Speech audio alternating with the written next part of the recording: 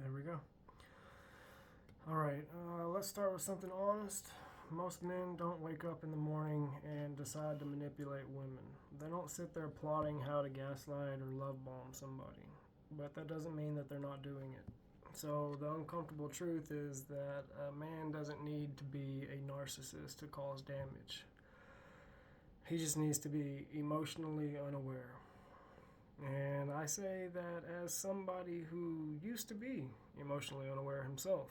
So now, before we talk about emotionally unavailable men, let's ask the most important question. What makes someone emotionally unavailable in the first place? It's not about how much someone texts back. It's not about how charming they are or how fast they say I love you. It's about one thing. Can they sit there with their own emotions without needing to fix, flee, or project them onto somebody else? And if the answer is no, then it doesn't matter how attractive, successful, or sweet they seem. They are not emotionally available. Period. Emotionally unavailable is not a character flaw. It's a coping mechanism. Most men were never taught how to be with themselves, let alone with you. We weren't taught to feel, we were taught to function, to achieve, to impress, to perform, to chase what looks good instead of being what feels real. So whenever that unprocessed boy grows into a man, he doesn't magically become emotionally mature.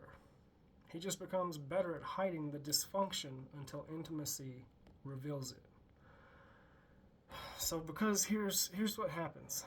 He meets a woman who sees him, who brings warmth and emotional depth.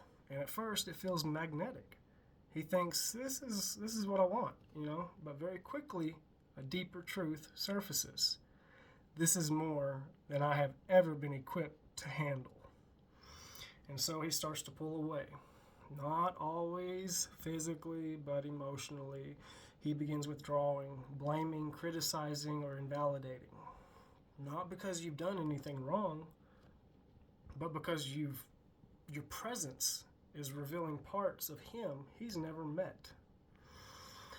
So this is where gaslighting begins, not as a strategy, but as a defense against emotional accountability. So you're too emotional. You're reading into things. You're making this all into a big deal. You're making drama out of nothing. These aren't facts. They're projections. They're his discomfort wearing your name.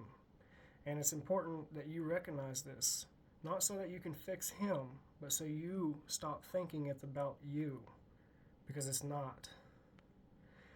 If you're someone who's ever been with a man who made you feel like you were too much, or made you question your gut, let me say it as clearly as possible. You were never too much. You were just standing in front of somebody who hadn't made peace with their own depth. A man cannot validate what he fears. A man cannot meet you emotionally if he spent his whole life avoiding his own truth. So what does that look like in practice? He might say all the right things. He might compliment you, initiate plans, even say he wants a future. But beneath it, there's no integration.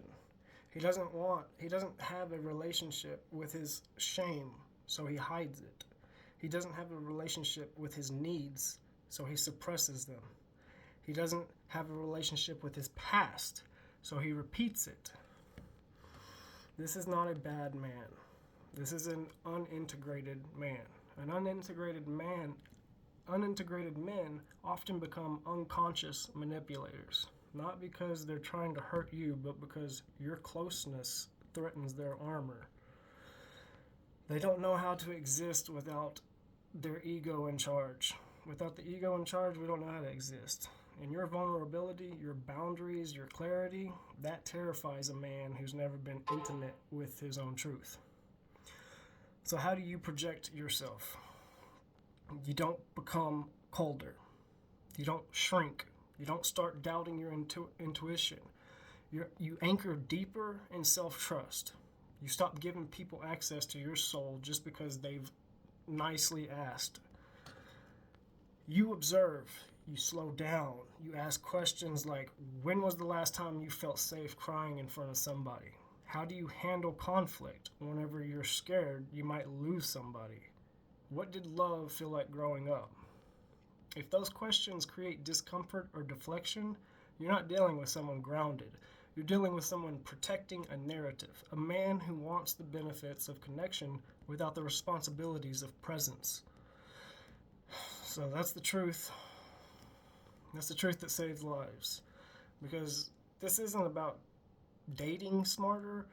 It's about recognizing when someone's nervous system isn't built to hold what you're offering.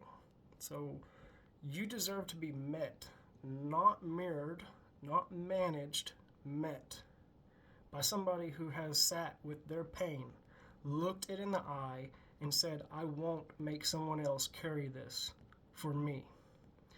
That's what emotional availability looks like. Not perfection, but presence. Not performance, but embodiment. So to every woman listening, please hear this. You are not here to emotionally rescue men who won't rescue themselves. You are not here to decode the trauma of someone who refuses to translate their pain. You are not here to suffer in the name of love.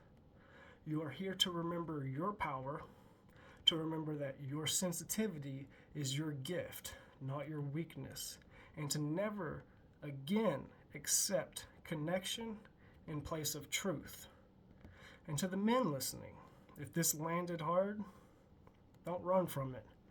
Let it soften you, because your armor is not protecting you, it's isolating you.